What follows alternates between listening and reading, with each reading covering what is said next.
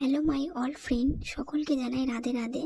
তো আমি আবার আজকে চলে এলাম নিউ একটি ডিশ নিয়ে, পটলের ঝাল। দেখতেই পাচ্ছ পটলগুলো ভালো করে ধুয়ে কেটে নিয়েছি। এবার পটলটাকে ভালো করে তেলের মধ্যে ভেজে নেব। অনেকেই আছে পটল পছন্দ করে না, তো তাকে আমি বলবো যে এইভাবে পটলের রেসিপিটা করে দেখবে, খেতে অসাধারণ টেস্ট লাগবে। ভাজার সময় এর মধ্যে একটুখানি নুন দিয়ে দিতে হবে, তাহলে খেতে খুবই ভালো লাগবে, আর জলটা যেটা আছে সেটা মরে যাবে। তো ওটাকে ভালো করে ভাজতে দিতে হবে, আর এইভাবে লাল লাল করে নিতে হবে।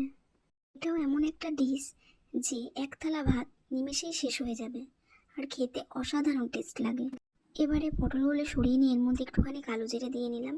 কালো জিরেটা আগে দিইনি, তার কারণ কালো জিরেটা পুড়ে যেত। তো এটাকে এবার একটু ভালো করে ভেজে নিতে হবে।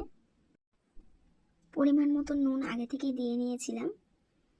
এবার এর ভেতরে আমি মিশ্রণ তৈরি করেছিলাম, যেটা একটু সর্ষে, আদা, আর একটু শুকনো লঙ্কা, আর একটু হলুদ গুঁড়ো দিয়ে এটাকে পেস্ট করে নিয়েছিলাম, আর এই পেস্টের মধ্যে অ্যাড করে দিয়েছিলাম।